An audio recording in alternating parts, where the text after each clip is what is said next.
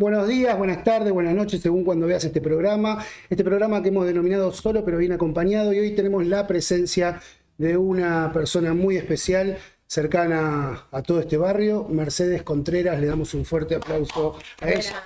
¿Qué tal? Bravo por venir, para conocerte un poco más, porque justamente recién le estaba diciendo que de muchos candidatos que fueron candidatos y estuvieron también en listas anteriores, es un poco la que menos conozco, así que junto a ustedes la vamos a conocer hoy a Mercedes. Bueno, Dale. contame un poco cuál es tu historia política, social. Sé que trabajás mucho en lo social, sé que trabajás mucho en la política y que tenés, digamos, una pasión muy grande por este trabajo. Sí, bueno, así es. Bueno, un poco como charlábamos hace un ratito, quizás parte de ese desconocimiento tiene que ver con que es la primera vez que yo participo de una lista, como fue en esta elección del 7 de septiembre, y en la que tuve la oportunidad de ingresar al Consejo Deliberante, dado que nuestro espacio pudo incorporar 5 concejales. Yo estaba en cuarto lugar, así que bueno, tengo el honor, digamos, Casi seis, casi seis, ¿no? seis, sí. Tengo el honor de incorporarme por Fuerza Patria. Por primera vez va a ser mi primera experiencia en el Consejo Deliberante de nuestro distrito, así que bueno, sí, ahí está un poco parte del desconocimiento, que yo creo que bueno, que es lo que yo vengo a aportar en un punto, ¿no? Quizás mi recorrido viene por otro lado, viene de otros espacios, de ser parte de la gestión en distintos niveles. Fui parte en su momento de la gestión a nivel del Estado Nacional, del Estado Provincial y también en el municipio, o en distintas experiencias municipales. Entonces, bueno, me parece que eso me dio otro recorrido, otra mirada, que creo que es el plus que yo puedo aportar. En esto hay compañeros y compañeras que ya tienen una experiencia en el Consejo Deliberante y que quizás fueron, en este caso, por la renovación de sus mandatos. Bueno, en este caso no, en mi caso no. Creo que es, bueno, algo diferente para aportar en esta instancia, que es la del Poder Legislativo en nuestra ciudad. En cuanto a mi recorrido, a ver por dónde podemos arrancar. Yo milito hace muchos años. En su momento inicié mi experiencia y mi participación política en otro municipio. Yo en ese momento estaba estudié trabajo social en el conurbano. Soy egresada de una de las universidades del conurbano, en la Universidad de Luján, en la sede que estaba en el municipio, que está todavía, en el municipio de San Miguel. Así que bueno, empecé ahí mi recorrido, y después de terminar la carrera me vine a vivir a 3 de febrero, puntualmente a Caseros. Así que bueno, ya hace más de 20 años que vivo en este distrito. Mi familia está acá, mis hijos viven acá, y bueno, y mi compañero, que fue por quien yo me vine a vivir o elegí vivir en este lugar, en esta ciudad, también era de acá, así que ese fue el origen, digamos, ¿no? ¿Querés contarnos un poquito de eso, de quién era? Sí, mi compañero era Eduardo Márquez, Gran militante. Sí, sí, gran persona. Él y su familia, ¿no? De toda la vida de acá, de Caseros. Mis hijos y yo seguimos viviendo en la misma casa, y a una cuadra de esa casa vive su mamá, viven sus hermanas, digamos, toda. Yo creo que no hay alguien por lo menos en esa zona de Caseros, en el centro de Caseros, que no lo conozca. Tiene una historia familiar muy vinculada al barrio. Su papá, Lalo, que fue justamente hoy, era su cumpleaños. También histórico, socio vitalicio de estudiantes de Caseros. Bueno, nada, una historia y una vida familiar muy vinculada al barrio, ¿no? Tanto él como sus hermanas y demás. Así que bueno, estuvimos en pareja desde aquel momento en el que elegimos seguir viviendo, en su caso acá, y yo hacer pie en este territorio desde el año 2002 en adelante. Eduardo tuvo 2 mandatos en su momento como concejal, y en el año 2023, después de haber estado acompañando a Gabriel Catopodis en la gestión, en el Ministerio de Obras Públicas, puntualmente en una de las empresas del ministerio que era Corredores Viales, en la cual estuvo los 4 años como vicepresidente. Asume finalmente en el año, a finales del 2023, su banca como concejal y bueno, fallece en abril del 2024. Así que bueno, hasta ahí llegó lo que fue su trayectoria política, que fue enorme. Sí, ha dejado un sello muy importante, sobre todo por eso que dijiste. Creo que todos coinciden en que era un gran ser humano, tenía mucha humanidad. Yo qué voy a decir. No, pero bueno, pero lo afirmo yo que lo conocí, digamos, de algunos encuentros y muy poco es lo que lo conocía, pero eso es lo que se dice y bueno, más allá del dolor. Por una pérdida obviamente tan importante como esta, uno lo guarda en el recuerdo como un motor y motivador para seguir adelante, ¿no? Sí, yo creo que sí. Y sabes que además a nosotros nos pasa porque, bueno, el local que él tuvo, bueno, muchos años, los últimos años, que está en Urquiza y San Martín, que es donde nosotros seguimos con el mismo espacio, con Hacemos 3 de Febrero, trabajando en el mismo lugar. Y bueno, Eduardo estuvo años y años haciendo campaña en esa esquina. Lo recuerdo mucho. Sí, y hay gente que pasa y lo recuerda y lo conoce. Nos pasó en campaña, pose que por suerte quedó registrado, un videíto, estábamos con Gabriel, con Cato, un día de la campaña en esa esquina. Y pasa una señora y le dice, pedile a Márquez que nos acompañe. Y no, se me caían las lágrimas, por supuesto. Gabriel también muy emocionado, pero nada, una señora que pasó, no sé ni cómo se llama, pero bueno, la verdad que sí, muy querido y muy recordado. Por esto que digo, porque fue parte de la comunidad del barrio, del club, de la escuela, ¿no? Todos esos lugares donde transcurre nuestra vida cotidianamente, porque nos dedicamos a la política, pero tenemos vidas normales, como el resto de la gente. Además él, bueno, no solo que desde muy chiquito vivió en esa misma cuadra, después trabajó junto con el papá en el taller de chapa y pintura, que todavía está, el taller Eduardo. Entonces, bueno, lógicamente la vida del comercio, ¿no? De alguna manera te da un vínculo muy fluido. ¿Se conocieron por la política? Sí. O sea, la política fue lo que los unió. Sí, porque él en ese momento, que yo digo que estaba estudiando en San Miguel, en ese momento él militaba en un espacio de la izquierda nacional y popular, digamos, en la década del 90, y militaba allá en esa zona. Así que sí, nos conocimos ahí, en ese tiempo, cada uno por su lado, con su historia y demás. Y bueno, pues varios años después formamos pareja, digamos, y bueno, después fue que decidimos vivir juntos y establecernos acá en Caseros, y acá es donde... Cuando te instalaste acá en 3 de febrero, ¿empezaste algún trabajo también en San Martín, a trabajar con Cato Poi? Sí, en realidad yo primero empiezo a trabajar, yo termino la carrera y ahí es cuando vengo a vivir acá. En ese momento empiezo a trabajar en una comunidad terapéutica en San Martín.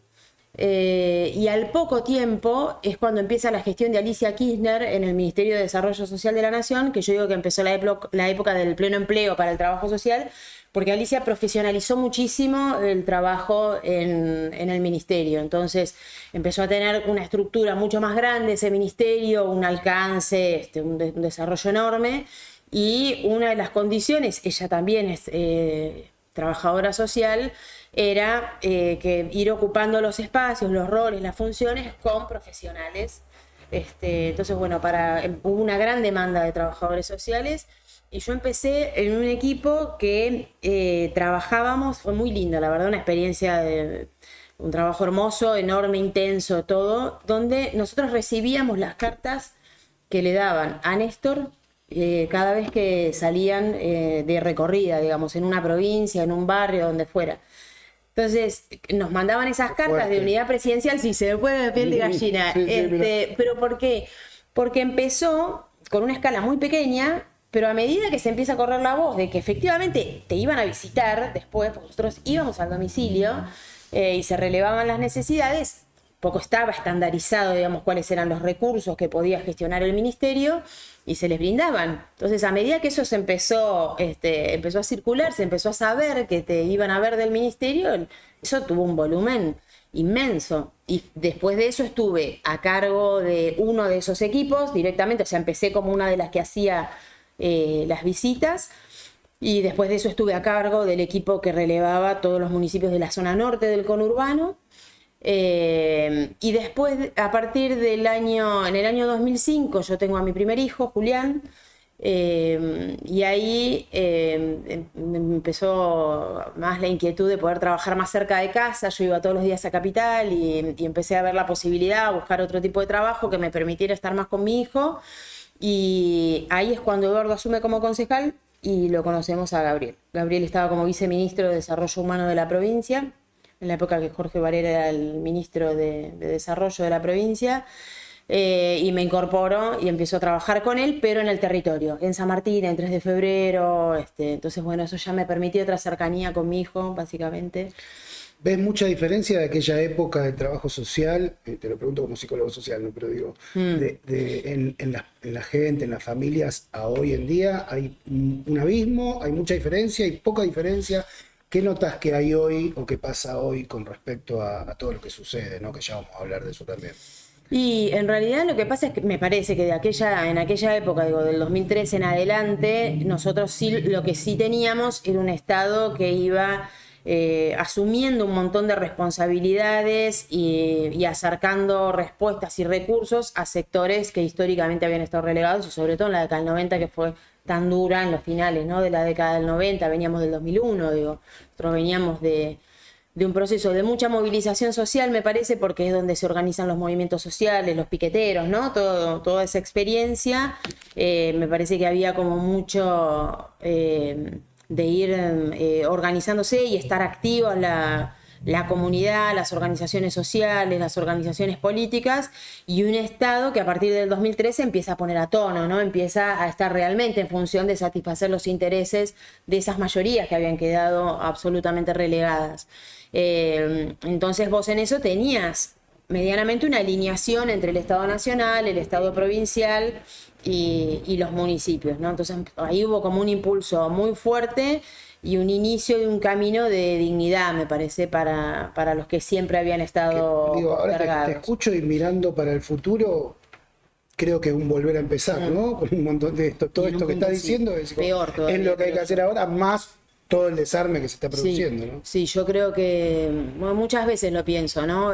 Qué tiempo va a llevar y cómo va a ser también, porque me parece que va a tener otros rasgos, ¿no? Yo confío en que al peronismo, junto a las otras fuerzas vivas, a las otras organizaciones políticas, que aspiramos realmente a que haya un gobierno que esté orientado a satisfacer los intereses de las mayorías.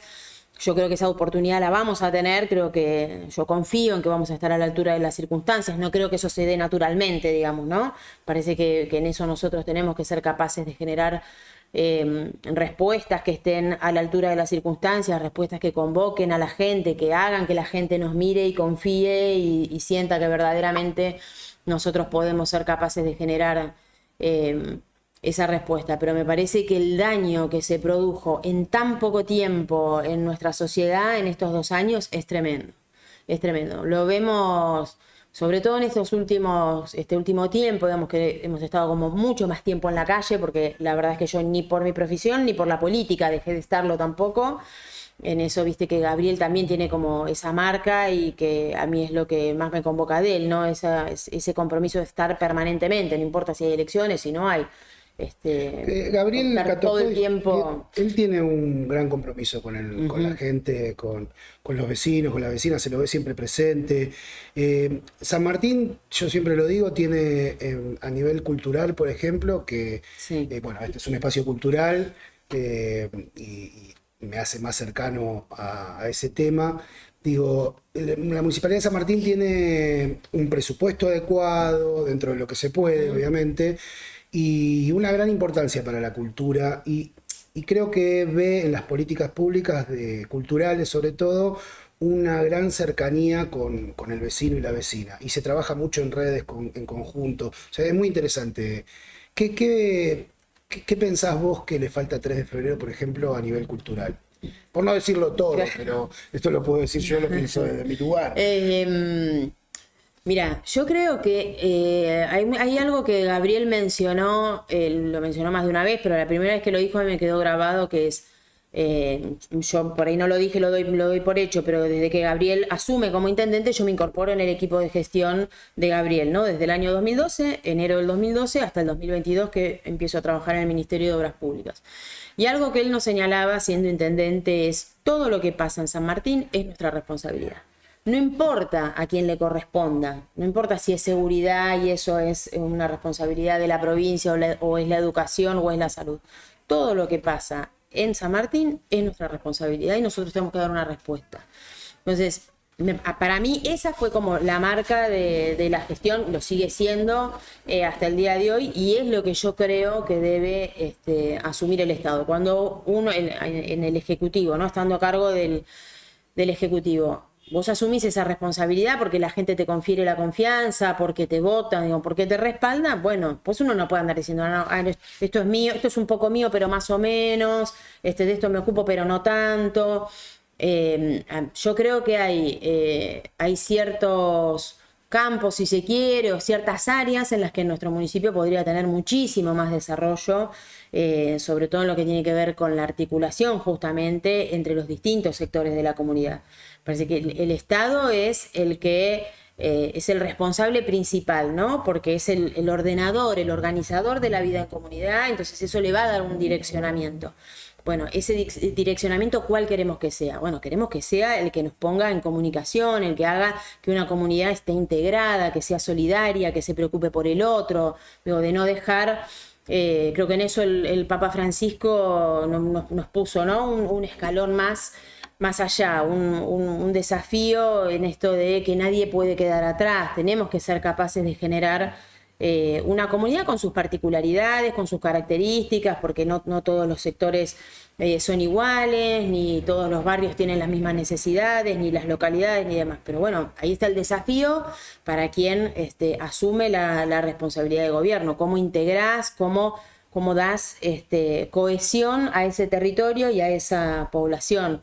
Bueno, en eso yo creo que hay mucho más para hacer. En San Martín se ha hecho una experiencia en el campo que vos busques, porque incluso creo que ahí está la riqueza. Yo tuve esa posibilidad de trabajarla a través de la Subsecretaría de Derechos Humanos, que era el área que tenía a cargo, de trabajar mucho con la comunidad. La comunidad tiene instancias organizativas de encuentro que funcionan muchas veces más allá del Estado. O sea, vos podés convocarlos o no y van a estar ahí, van a seguir trabajando.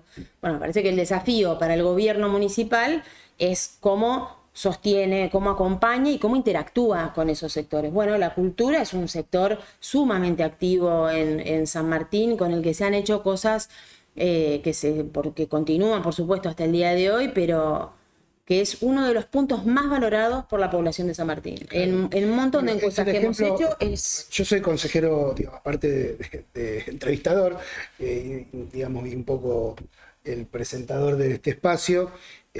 Soy consejero provincial del Teatro Independiente de la provincia de Buenos Aires, que es un cargo ad honorem. Y tuvimos una reunión con Gabriel hace poco, con todos agentes de la cultura en San Miguel. Sí, él prometió volver a tener una nueva reunión después de las elecciones, ahora después del 26, para ciertos puntos que quedaron ahí pendientes. Boc era el lugar. Y, Boc era el lugar, en Bellavista. Sí, exactamente, sí. Y nada, fue para nosotros muy gratificante sentirnos escuchados y sobre todo sentirnos escuchados cuando no todos son flores, ¿no? Sino decir, bueno, digo, él preguntaba, en una de las preguntas en esta reunión decía que nos preguntaba a nosotros qué sentíamos, por qué la gente estaba como estaba, digamos, de alguna forma defraudada con las políticas culturales por ahí o más dirigido a la cultura. Y un poco hablamos, bueno, la gente estaba en ese momento, digamos, cuando ganó Milei, estaba defraudada de muchas cosas, ¿no? O sea, venimos de la época de Macri, después el volver, vamos a volver, se volvió y no se cumplió de alguna forma con las expectativas de que el pueblo tenía, y un poco locamente el pueblo decidió que una persona como Milei esté a cargo de este país, cosa que en lo personal considero un absurdo ya prácticamente, pero bueno, estos son, digamos, pensamientos míos. ¿Qué pensás que hay que decirle o qué pensás que hay que hacer para que la gente vuelva a confiar en el peronismo o en el campo nacional y popular, donde sabemos que, digamos, que hay errores, pero hay muchos aciertos que a lo mejor no se ven tanto como los errores que se cometieron? ¿Qué le dirías a esa persona que tiene todavía la esperanza de que va a haber algún cambio de verdad? Y yo creo que hay un desafío muy grande para el peronismo, en primer lugar. O sea, me parece que hay un desafío que es propio de nuestro espacio, que de alguna manera viene ocurriendo. Yo creo que el escenario postelectoral, una vez que hayamos atravesado la elección del 26, nos va a poner más de cara y de lleno a enfrentar ese desafío, que es el de consolidar propuestas para la población, ¿no? Para el conjunto de la población. Mirá, yo siempre pienso que la pandemia fue un hecho disruptivo, ¿no? en la sociedad a nivel global, ¿no? No es algo, no es una particularidad de nuestro país, es algo que tuvo escala planetaria. El desarrollo de la tecnología, ¿no? Cómo inciden todo ese tipo de hechos y de factores en la configuración de una sociedad. ¿Por qué hoy tiene tanta relevancia la salud mental, ¿no? Hoy realmente es un tema de conversación habitual, es un desafío para las políticas públicas. Entonces me parece que ahí hay que ser capaces de generar una propuesta que verdaderamente conecte con las preocupaciones habituales o cotidianas que tienen las personas en nuestra sociedad. Entonces, me parece que ya no es únicamente salud, educación y trabajo, digo, siguen siendo los temas de mayor preocupación, por supuesto, pero me parece que hay que ir más de fondo. Nosotros tenemos que pensar que tenemos, a ver, por un lado, una población que nos va a ir presentando como ciertos desafíos, ¿no? Desde lo electoral, la estimación es que más o menos para la elección del 2027 se estima que alrededor del 50% del electorado va a tener menos de 39 años, con lo cual ya hay un primer desafío que es una población joven, ¿Qué digamos. porcentaje dijiste? Casi el 50%. Casi el 50 menor. Sí, va a ser menor de 39 años, con lo cual hay un desafío enorme ahí para nosotros, que es cómo hablarle a ese electorado, ¿no? Creo que sí, que además tiene que ser en clave de futuro, ¿no? O sea, nosotros ya mucho de lo que pasó para atrás ya ya sucedió. Hay algo que es el mirar para adelante y perdón, y una cosita más que no me parece menor, sino todo lo contrario, es en un país como el nuestro, en el que el porcentaje del empleo formal es el menor, digamos, es el que menor representación tiene, porque la mayor parte es informal. Bueno, hay un desafío mucho mayor, ¿no? Las tecnologías, las aplicaciones, o todo ese tipo de empleo que cada vez tiene más auge. No quiero decir que sea el mejor, pero digo que es el que predomina o que cada vez adquiere más fuerza. Bueno, me parece que son los tipos de desafíos que nosotros tenemos que enfrentar y que tenemos que ser capaces de darle una respuesta, ¿no? Sí, te decía, ahora cuando te estaba escuchando y hablabas esto de obviamente de que después del 26 hay 2 años como para sentar las bases de cuál va a ser la propuesta concreta y el contenido que el Movimiento Nacional y Popular tenga y quiénes van a ser los candidatos y todo lo que sea. Pero más allá de los candidatos, me parece que la idea que esto de generar una propuesta concreta que tiene que ver con la economía, con qué se va a hacer con el fondo, con un montón de cosas que tienen que ver con lo global. Y te escuchaba decir, bueno, pero aparte de eso, ¿no? De uno tener, porque a veces nos pasa, ahora te digo hacia dónde va la pregunta, con la tecnología, nos pasa, sobre todo lo que yo noto desde mi observación, es que el Partido Justicialista, el Movimiento Nacional y Popular, se retrasó demasiado con el tema tecnológico y eso hizo también de alguna forma, donde seguían pegando papeles por ahí en la calle y ganó una persona que ganó haciendo TikTok. Digo, que obviamente vio algo antes que a lo que nosotros solemos ver en cuanto a campañas, digo nosotros como militantes. Sí, sí. Entonces, ¿cómo ves este cambio también? Porque no solamente hay que tener una idea, sino saber comunicarla. ¿Qué pasa con la comunicación que nosotros ejercemos, que a veces no llega, o yo considero que a veces no llega? Sí, a ver, fundamentalmente me parece que en el 2023 Milei lo que supo interpretar desde mucho antes fue lo que estaba quizás más por debajo, ¿no? de la superficie. Lo que no estaba en la superficie, que era el malestar social, no lo estaba para nosotros, ¿no? Entonces me parece que él ahí fue muy inteligente y por eso incluso creo que hay otro desafío más en eso adicional, que es que esto no se remitía únicamente a la figura de Milei. Milei supo expresar lo que estaba por debajo, pero eso no deja de existir. Puede ser, por supuesto, que se transforme, que la gente, a partir de lo que fue la experiencia de estos 2 años de gobierno de Milei, bueno, finalmente diga, bueno, no, al final no, esta propuesta no es lo que yo suponía, no es lo que yo esperaba, el recorte no ocurrió. Lo que está pasando, ¿no? Claro, exacto, que es lo que esperamos que se vuelva a repetir también ahora con el resultado. Digo, vino con la idea de ruptura, de romper, de que el Estado no sirve, de la casta, y de repente está trabajando con los mismos que trabajó Macri o que trabajó, digamos, prácticamente los mismos de la historia, ¿no? Bullrich, o sea, todos prácticamente los que generaron mucho de este dolor. Sí. Y por otro lado, con lo que decías vos del tema de lo de la tecnología y cuáles fueron los canales que él utilizó y demás, yo creo que en algún sentido de a poco los hemos ido incorporando, ¿no? Tenemos como también ciertas figuras que uno sabe que acompañan desde lo que son los streamings, se han ido incorporando como otras herramientas, las redes sociales y demás.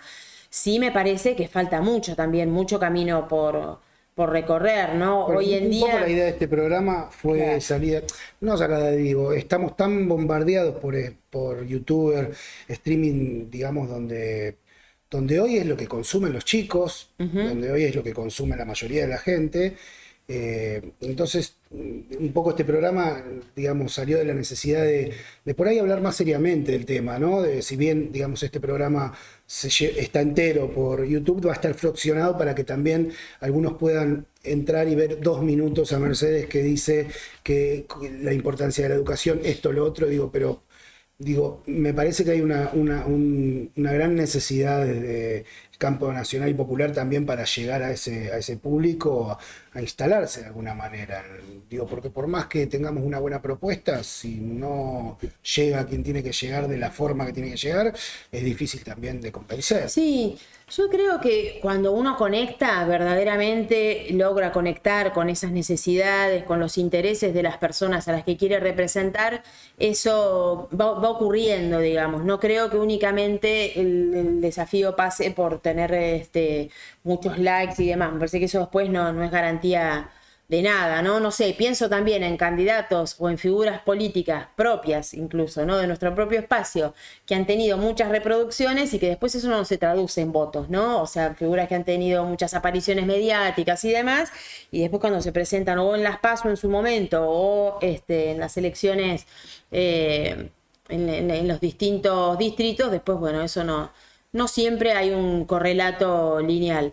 Sí me parece que nosotros tenemos el desafío de poder conectar con una sociedad que no es la misma ni siquiera que en el 2023. No es la misma que la de hace 10 años atrás, ni es la misma tampoco que las del 2023. Me parece que hay mucho sufrimiento, que realmente eso, hasta si querés desde mi lugar como trabajadora social, también lo noto mucho y me resulta muy movilizante.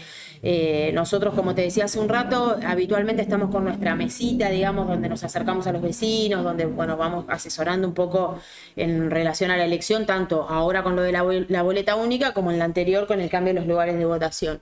Y estamos en el centro de Caseros, o sea que por ahí hay gente que pasa, que es vecina, y mucho movimiento de gente que circunstancialmente está ahí para trasladarse hacia otro punto. Y la verdad es que lo que nosotros vimos hasta la elección de septiembre era conmovedor, o sea, gente que le estaba pasando muy mal, que no tiene los recursos suficientes para llegar a fin de mes, para comprarse los medicamentos que necesitan.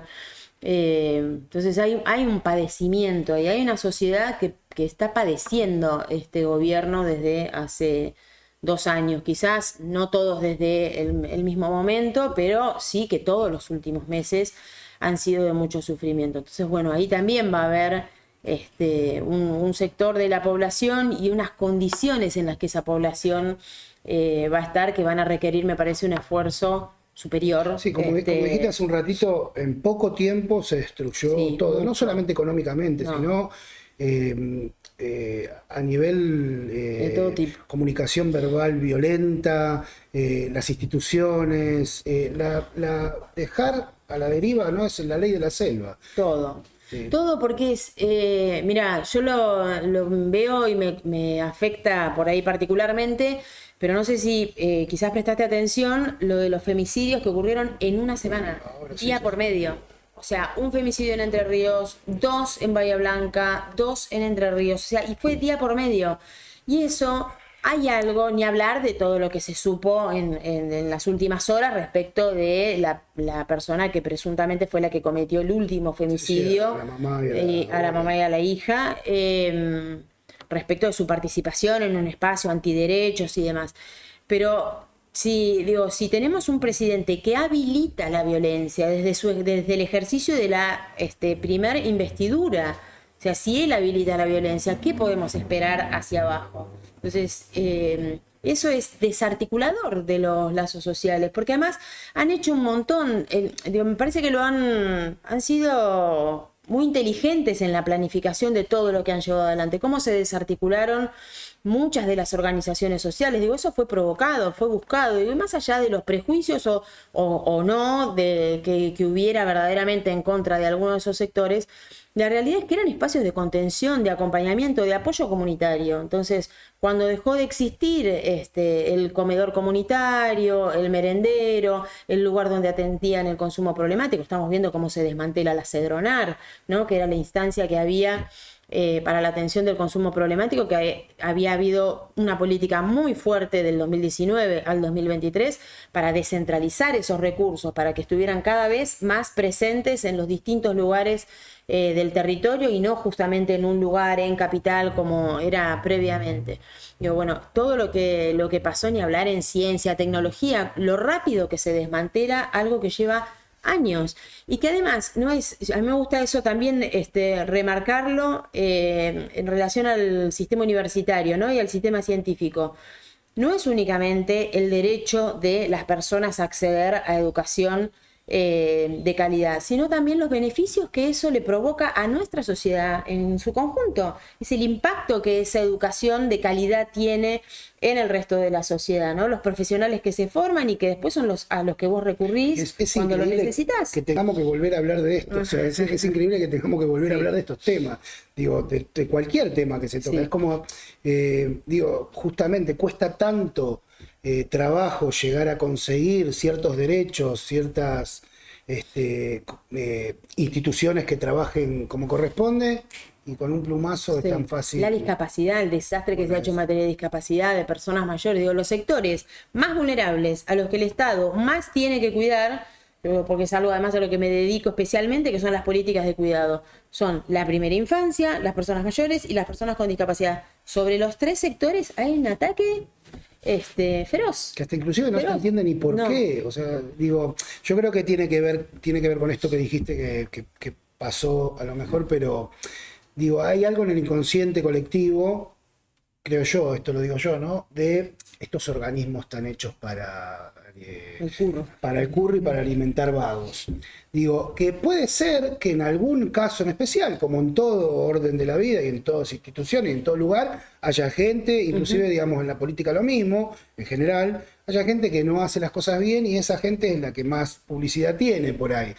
Pero yo creo que muy audazmente se aprovecharon de ese sentir colectivo para justamente romper todo y tratar de desarmar todo lo que se armó, creo que por un hecho nada más que político y de poder. Sí, a ver, la situación económica en el 2023 claramente era muy compleja. muy compleja. Entonces, eso hacía que constituyera la preocupación principal de las personas, era la economía. Entonces, destinar recursos a cualquier otra cosa que no fuera resolver la preocupación principal, empezó a ser visto como algo superfluo o innecesario, y que entonces todo era motosierra, todo era recortar, todo era recortar. Bueno, eso finalmente terminó en que sí, de alguna manera se controló la inflación, aunque hoy a la mañana ya estaban hablando de las actualizaciones de las listas de precios, con lo cual vamos a tener nuevos aumentos, pero se produjo finalmente cierto control sobre la inflación, pero se desmanteló todo lo demás. Se desmanteló todo lo demás, que lo único que produce es el malestar y el deterioro en la calidad de vida de la mayoría, Sin embargo, ellos siguen sosteniendo que sacaron de la pobreza a 12 millones de personas. Digo, yo no puedo entender esa estadística. Algo hay en ese número, en ese coso, que evidentemente está mal. Sí, porque toman, depende cómo lo tomen, lo pueden tomar por ingresos y entonces consideran que por encima de tal ingreso, porque además la composición de la medición de la pobreza le da una relevancia a los servicios que no es la que hoy verdaderamente tienen. Entonces sí, es un número mentiroso. Pero además lo otro que también me parecía importante señalar, es que a pesar de ese cuestionamiento que ellos hacen sobre el Estado y de todos los postulados que ellos sostienen, que es el topo que viene a destruir el Estado desde adentro, y que efectivamente es lo que está haciendo en el Estado Nacional, después, cuando uno se detiene a observar en los estados provinciales o en los estados municipales, y los estados municipales afines no están haciendo lo mismo. Incluso si uno observa los anuncios que se hicieron de forma posterior a las elecciones, no hablan de menos Estado, hablan de más. Empezaron a hablar de obra pública, ¿no? Entonces digo, hay ahí una lectura de que la gente, Axel lo señala mucho, el gobernador lo señala mucho eso, cuando dice, a mí la gente no me pide menos Estado, a mí la gente me pide más escuelas, me pide más hospitales, me pide obra pública, entonces eso no es menos Estado. Sí creo, o sea, ¿eso quiere decir que la gente se equivocó en el 2023? No se equivocó, votó de acuerdo a lo que observaba en ese momento. Y en ese momento creo que lo que se nos cuestionó a nosotros fue la administración que estábamos haciendo del Estado. Eso fue inteligentemente, en todo caso, leído por Milei y sus secuaces para sostener que lo que había que hacer era desmantelar el Estado. Bueno, a la inversa, creo, lo que nosotros tenemos es el desafío de mostrar que somos capaces de administrar correctamente el Estado. Como lo es en la provincia de Buenos Aires, como es en municipios como San Martín, como es en otros tantos municipios en los que además los intendentes han sido reelectos o incluso ahora respaldadas sus listas por porcentajes muy importantes, ¿no? Por más del 50% del electorado. Entonces, bueno, hay ahí un respaldo a esa política de un Estado, en ese caso municipal, que es activa. Sí. Digo, nombraste a Axel, y no, ¿cómo ves ahora con el tiempo transcurrido esta decisión o debate entre había que desdoblar, no había que desdoblar? Digo, ¿cómo lo ves a él posicionado frente a todo lo que se viene? ¿Cómo consideras que es su trabajo? Bueno, Gabriel Catopodis trabaja muy cercano a él y es parte de esa línea. Supongo que vos también. Bueno, lo sé, pero digo, te lo Sí. pregunto, ¿cómo lo ves encarando, digo, con toda esta dificultad que tiene la provincia, que 12 billones, digamos, de deuda de la nación a la provincia, y a pesar de eso sigue todos los días inaugurando una escuela, inaugurando un hospital, yendo a una casa que la gente pudo comprar gracias a un programa? Digo, ¿cómo lo ves todo esto? Y por otro lado, esa es la primera pregunta, y la segunda, ¿cómo lo ves con las internas que hay, que va a llevar un tiempito también a acomodar? A ver, a Axel me parece que lo veo no solamente yo, ¿no? Es lo que vemos socialmente, con un respaldo muy fuerte. Creo que el primer punto del desdoblamiento tuvo que ver con la decisión unilateral en un punto del gobierno nacional de disponer el uso de la boleta única. Entonces, eso ya solamente cambiaba por completo el escenario electoral, claro, que era lo que señalaba Axel, que era lo que ya había ocurrido en la experiencia en Capital. Entonces, creo que en eso fue inteligente y estuvo bien haberlo dispuesto de esa manera, porque haberlo hecho de otra forma hubiera llevado al malestar de la gente, a la demora, que la elección, el acto eleccionario, digamos, hubiese sido muy extenso. Así que en eso creo que fue lo apropiado, y que además políticamente, visto con el diario del lunes, está claro, porque esto no lo sabíamos tampoco en el momento en el que se toma esa determinación de desdoblar los dos procesos electorales, bueno, lo deja a Milei en una situación de mucha debilidad, si se quiere. No por la elección, digo, lo que permite poner en escena, poner sobre la mesa el resultado del 7 de septiembre es el muy bajo respaldo que contaba el gobierno nacional en la provincia de más peso que tiene nuestro país. Entonces, bueno, me parece que eso termina jugando, si se quiere, a favor o en respaldo de esa decisión que había tomado Axel en su momento. La verdad es que a mí me parece que la gestión de Axel avanza a pasos firmes, ¿no? Es muy difícil, realmente el escenario es muy complejo, con prórroga de presupuesto, digo, teniendo que hacer como mucho equilibrio políticamente entre los diferentes actores, los diferentes intereses, pero la realidad es que es una gestión que está sumamente activa, haciendo malabares con los escasísimos recursos que hay, pero atendiendo a todo el mundo, ¿no? No es, en esto no vas a ver, por un lado me parece de manera muy transparente, porque en eso no ha tenido cuestionamientos, y eso me parece que es sumamente destacable, porque es una preocupación para nuestra sociedad,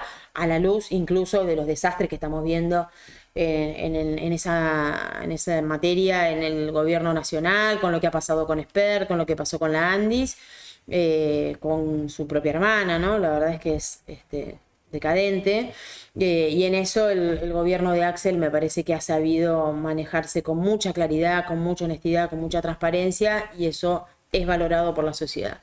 Y después sin distinciones de carácter político, acá no hay ningún intendente, en eso Gabriel siempre trabajó de la misma manera, y Axel es eso mismo en la provincia de Buenos Aires desde que inició su gestión. No va a haber ni intendentes o municipios que estén denunciando ser discriminados, ni mucho menos, ¿no? Es un gobernador que siempre ha estado donde se ha necesitado con mayor esfuerzo. Pienso en lo que fue el desastre de Bahía Blanca, ¿no?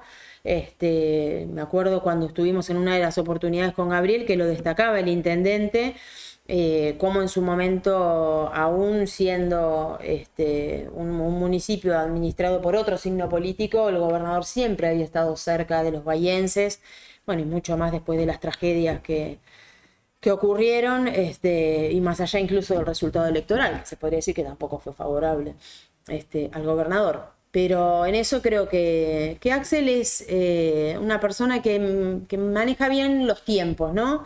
Los de la política, los del diálogo, los de tratar de ir zanjando las diferencias, y de que eso no produzca un mayor deterioro o una mayor angustia. Me parece que supo, con esto cierro completo la idea, supo interpretar también lo que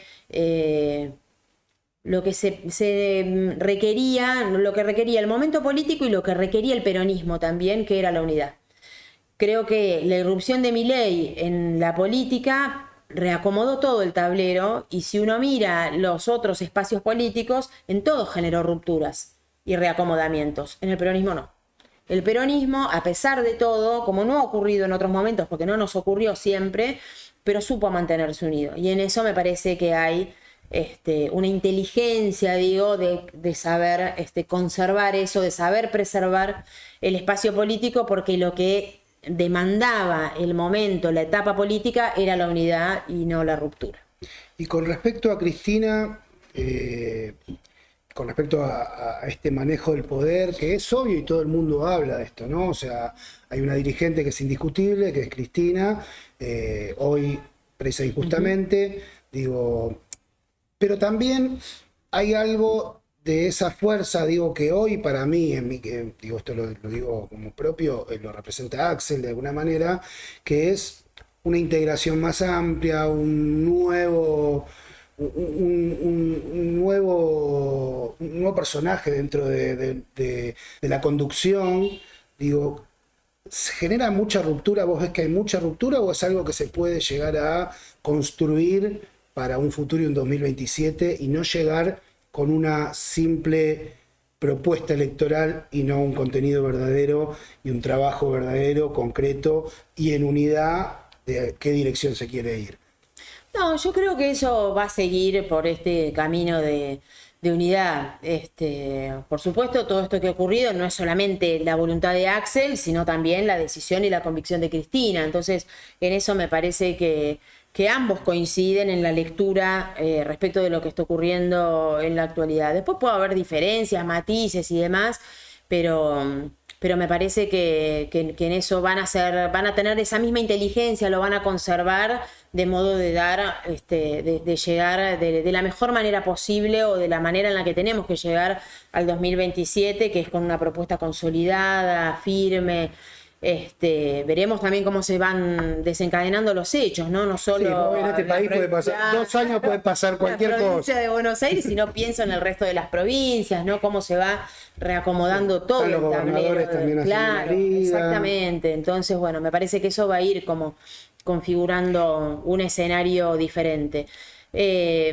Y después, por otro lado, me parece que es el desafío de lo que hablábamos anteriormente, ¿no? De cómo vamos consolidando una propuesta acorde a estos tiempos, a la sociedad que tenemos, a las demandas que tenemos, cómo se van ayornando, por decir de alguna manera. No sé, pienso en varias situaciones que han ocurrido en nuestro distrito, vos las conocés también, lo que ha tenido que ver con la polémica respecto de la venta de ciertos predios, de ciertos bienes que pertenecen al municipio, Altos de Podestá, los de Caseros, ahora hay un cuestionamiento respecto de lo que puede ocurrir en Villa Bosch.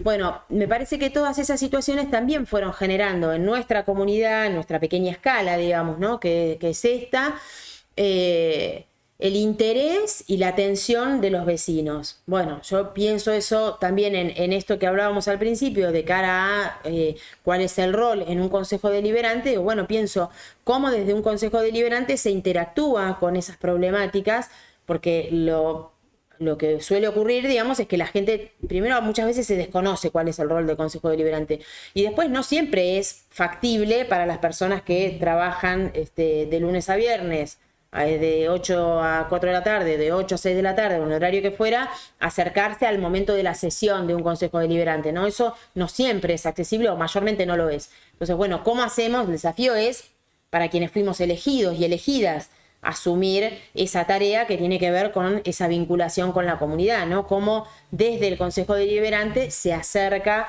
a una comunidad que tiene interés, no es que está desinteresada de lo que ocurre en su barrio, en su localidad, o en su espacio que habita cotidianamente. Bueno, el desafío es, en todo caso nuestro, de ver cómo se produce ese diálogo, cómo vamos provocando verdaderamente una agenda que tenga que ver con la participación de diferentes vías, ¿no? Y no pensarla únicamente, bueno, como, no, participo si voy un día a la sesión a las 10 de la mañana. No, porque probablemente no lo pueda hacer. Entonces nosotros me parece que tenemos que ver cómo hacemos para que esa participación sea efectiva y no declamativa nada más, ¿no? Cómo hacemos para que los vecinos y las vecinas, indistintamente de su edad, de su condición social, del lugar de residencia, puedan efectivamente tener ese vínculo mucho más estrecho con quienes nos propusimos para representar esos intereses. Sí, sí. Y un poco el Consejo Deliberante igual quedó con minoría después de la fuerza, sí. Digamos, sí, la fuerza pero así todo, fíjate cómo fue la experiencia también, sobre todo la de Ciudad Jardín, que quizás fue la que más trascendencia tuvo, cómo a pesar de estar en minoría el bloque de Unión por la Patria o de Fuerza Patria, se sigue activa, ¿no? Porque el Consejo sesiona, como el gobierno, el Ejecutivo local cuenta con la mayoría, aprobó sus proyectos. Sin embargo, la comunidad no dejó de estar activa en esa preocupación, en ese interés de preservar el barrio. Se presenta un recurso judicial que es avalado. Entonces, bueno, eso de alguna manera pone un freno también, ¿no?, a esas iniciativas, lo que me parece que es la clave. No se puede gobernar de espaldas a los intereses de la comunidad, así no coincidan con los proyectos que el municipio tiene, ¿no? Me parece que cuando el municipio tiene una iniciativa que choca con los vecinos, bueno, con los vecinos y con las vecinas, bueno, hay que generar canales para que eso se pueda expresar y tenga una respuesta. Sí, sí, un poco Fuerza Patria es ese nexo también entre Exacto. la comunidad y el Consejo Deliberante. ¿Y cómo ves la estos últimos años de Diego Valenzuela, de su trabajo, esto de hacer este tipo de cosas a lo mejor a espaldas de la opinión de la gente, como esto de la venta? Digo, ¿qué evaluación tenés? ¿Y te sorprende que haya pasado de Juntos por el Cambio ¿cómo es? A La Libertad Avanza? Digo, ¿qué pensás de eso? Creo que fue alineándose según lo que le pareció más Hay una canción que yo conocía que decía, pertinente. El camaleón, mamá. Decía. Se fue alineando según lo que consideró que sería la mejor opción. Yo creo que en eso nosotros hemos mantenido siempre, ¿no? Una coherencia política que puede tener matices, puede haber candidatos que nos representan un poco más o un poco menos, que se acercan un poco más a nuestros ideales o un poco menos, pero en líneas generales siempre hemos mantenido una línea política y programática de coherencia, ¿no? A lo largo del tiempo.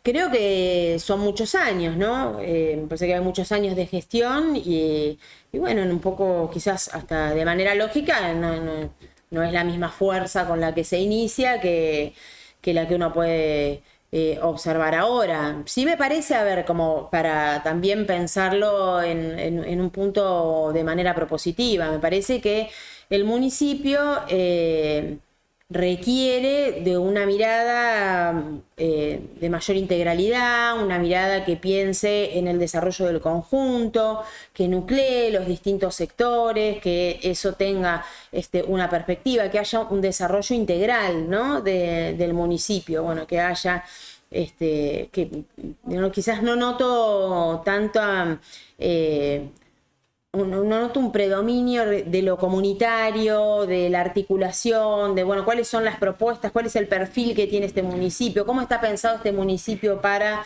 los sectores jóvenes, ¿no? Cuáles son las oportunidades que le estamos ofreciendo, que pensamos que puede tener nuestro municipio para la cultura, para las juventudes, para el desarrollo del sistema científico y educativo. Me parece que hay como un montón de potencialidades que quizás que van quizás mucho más allá de propuestas gastronómicas. Me parece que a veces se limita y que es un municipio que incluso por su ubicación, por la población que tiene, por los municipios que lo rodean, podría tener muchísimo más desarrollo del que actualmente tiene, y creo que es necesario un municipio que preste y brinde los mismos servicios al conjunto de sus localidades. No todas las localidades tienen ni el mismo desarrollo, ni el acceso a los mismos bienes y servicios, ni siquiera incluso en el centro de Caseros, ¿no? Me parece que incluso hasta en el centro de Caseros podemos ver que hay cosas que están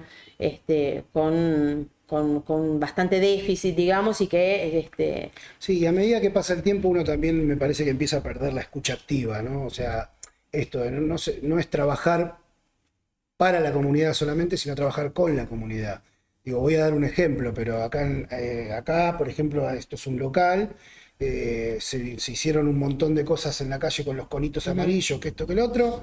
No hay lugar, por ejemplo, para descargar mercadería. Nadie vino nunca a preguntar, che, ¿cómo lo querés? ¿Cómo te imaginás esto? Se decidió hacer una mano para un lado. Digo, como una distancia entre escuchar al vecino para ver qué es lo que necesita realmente, que esto, por ejemplo, fue muy valorado en su época, más allá, digamos, de los errores y todo, muy valorado en la época del peronismo, en 3 de febrero con Curto. Digo, yo te puedo decir 1500 cosas que no me gustaron a mí digamos, de Curto, pero esto era puntualmente, había una escucha muy activa, así como también Gabriel, y tengo gente cercana que me lo ha comunicado, tiene una escucha muy activa de lo que se necesita, pero partiendo desde las bases, ¿no? Y desde ahí generar una política que después cumpla con esa necesidad que el pueblo tiene. Creo que hay como una distancia en eso. Y cada si vez pensamos en todo, conectando un poco esto que hablábamos recién respecto de esos lotes o esos espacios, esos bienes que son del municipio, que se van a poner a la venta o que se pretenden poner a la venta para desarrollo inmobiliario, porque no lo estoy inventando yo, es lo que se expresa, digamos que el objetivo de esto es el desarrollo inmobiliario. ¿Tiene la infraestructura? A mí me llamó la atención mucho, perdón que te interrumpa, que me dijeron que la declaración jurada de Valenzuela ahora figura como agente inmobiliario. él. Ah, no lo vi, no tenía ni idea.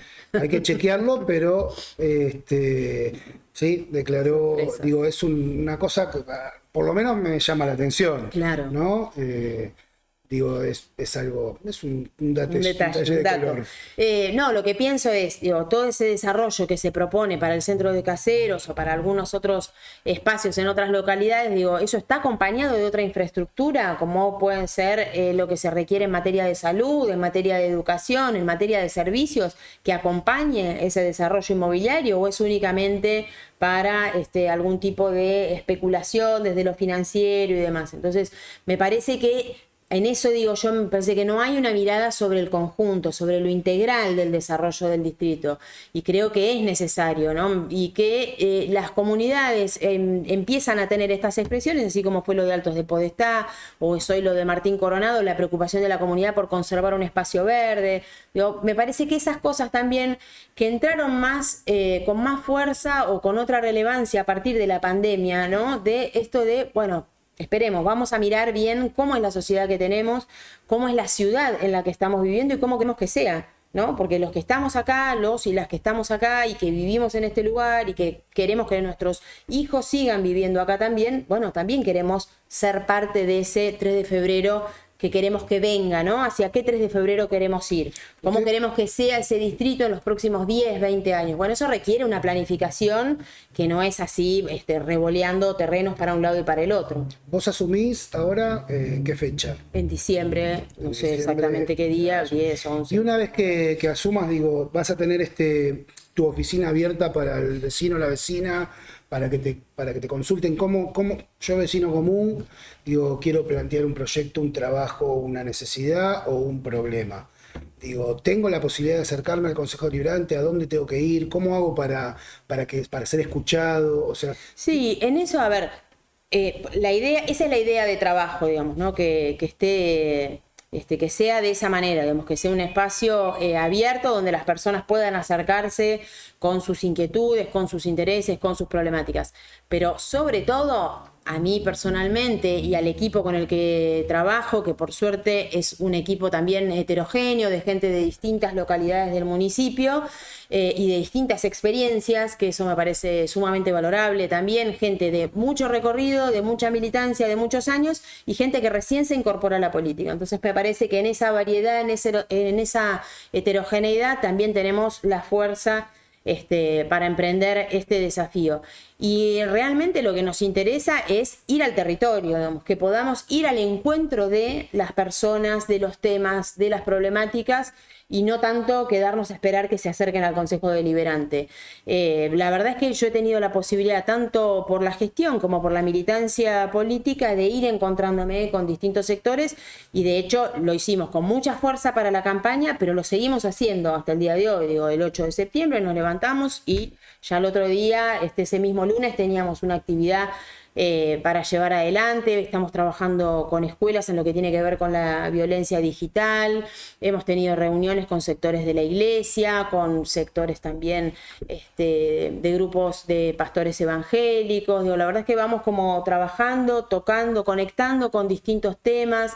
Acá hay familias que trabajan con el autismo, por ejemplo, que tienen una militancia o una actividad de mucho compromiso para, bueno, ahora en defensa realmente de los derechos de las personas con discapacidad, pero que vienen trabajando hace mucho tiempo en el distrito, y también venimos trabajando con ellas. Hace poquitos días estuve en una actividad, porque estuvimos acompañando una escuela de Altos de Podestá que estaban con algunas necesidades y pudimos darles una mano. La verdad es que en todas las instancias en las que nosotros podemos acercarnos y ser parte de las actividades que la propia comunidad va desarrollando, creemos que es la mejor manera de nutrirnos y de estar empapados y empapadas de los problemas y de los intereses de la comunidad. Yo creo que ese es el camino.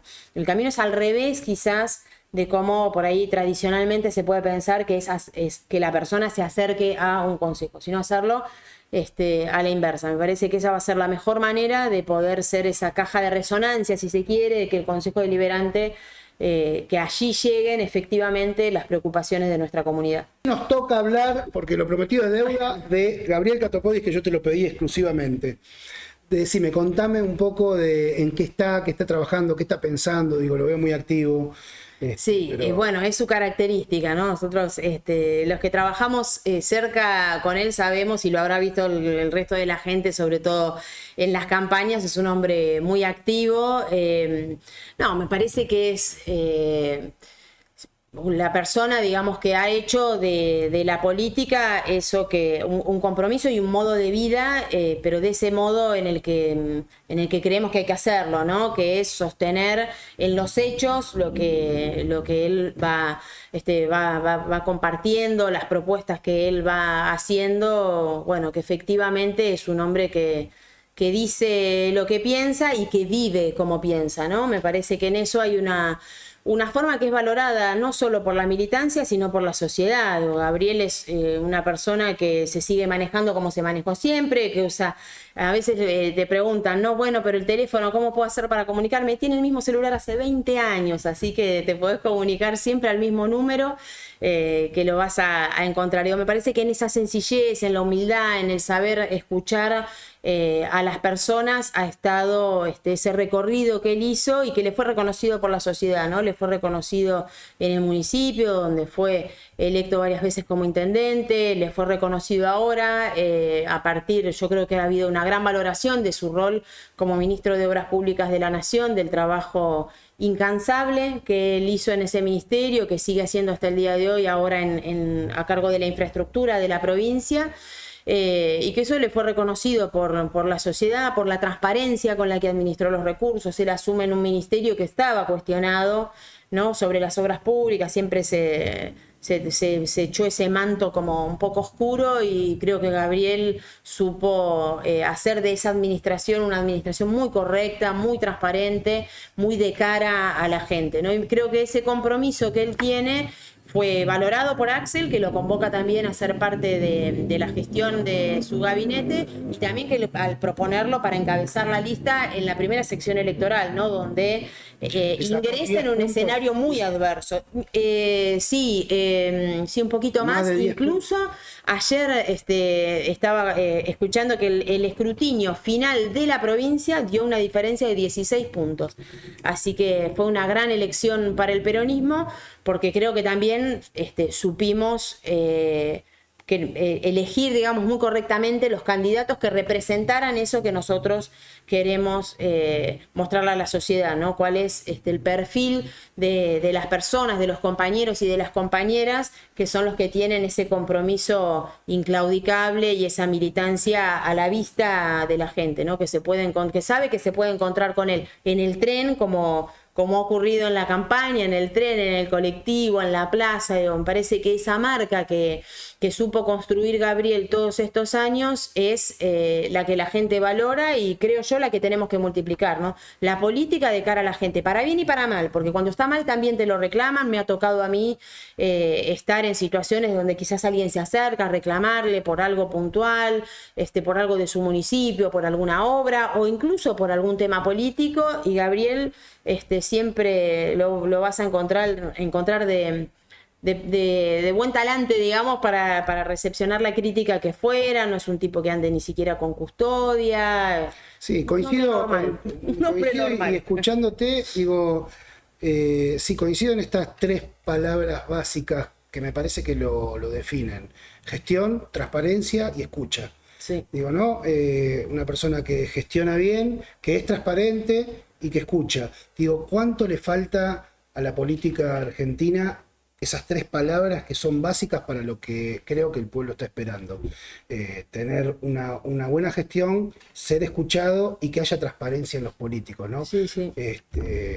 Y me parece importante, me parece que tanto Axel como él reúnen esas tres palabras. Sí, totalmente, pensaba lo mismo, que Axel, bueno, por supuesto tiene otra exposición al ser el gobernador de la provincia por el segundo mandato y demás, pero la verdad es que cuando los ves en el contacto directo con la gente, lo que ves es eso, es la valoración que tiene alguien que es accesible, que no está mediado, ¿no? Ni por personas, ni por una estructura, ni que estén como rodeados de ceremonial o ese tipo de cosas que en definitiva terminan poniendo distancia entre la gente y que hace que después nos terminen rechazando, quizás cuando nuestra propuesta se orienta en ese sentido. Me parece que la gente valora especialmente al que puede, en primer lugar, brindarte una respuesta, brindarte una solución o que hace que tu vida cotidiana esté medianamente resuelta, ¿no? Que en tu vida cotidiana, por lo menos, sobre todo cuando es a nivel local, te simplifiquen las cosas. Entonces, nada, me parece que ahí cuando se produce esa cercanía, ese contacto, esa cuestión más inmediata, la gente lo valora y lo reconoce. Bueno, ojalá tengan un muy buen desempeño, trabajo en todo lo que se viene. Ojalá 3 de febrero recupere muchas de las cosas que perdió. Ojalá el país recupere muchas cosas de las que perdió. En principio, agradecerte por esta hora de charla, que se pasó volando. Se pasó volando, sí. Pero nada, fue más que interesante escucharte. Gracias. Yo empecé la nota diciendo, particularmente no te conocía mucho. Digo, si bien, digamos, hace mucho tiempo que escucho, no habíamos tenido la posibilidad de charlar. Y la primera charla fue con cámaras, así que bien. Te agradezco profundamente y si tenés algún mensaje o algo que quieras decirle a la persona que va a ir a votar el 26, este es el momento para recortarlo después y también ponerlo fuerte ahí para que... Creemos que hay que volver a votar. Básicamente las mismas personas e incluso aquellas otras a las que podamos convocar, es el momento de poner un freno. Esta elección es el momento de poner un freno. Yo estoy convencida y sé que no soy la única y somos muchos y somos muchas. No nos merecemos esto, nos merecemos vivir en una sociedad mejor, nos merecemos vivir en el respeto, en la solidaridad, en el apoyo, en el acompañamiento y en el crecimiento de todas y de todos, con oportunidades para todos y para todas. Este es el momento de poder poner un freno a este gobierno que no ha hecho más que un plan sistemático de violencia y de desarticulación de nuestra sociedad como tal. Bueno, es el momento de poner un freno y para eso queremos que todos y todas vuelvan a votar a Fuerza Patria el 26 de octubre. Muy bien, todo dicho. Esto fue todo por hoy. Mercedes Contreras en Solo pero bien acompañado. Nos vemos la próxima. Muchas gracias. Gracias.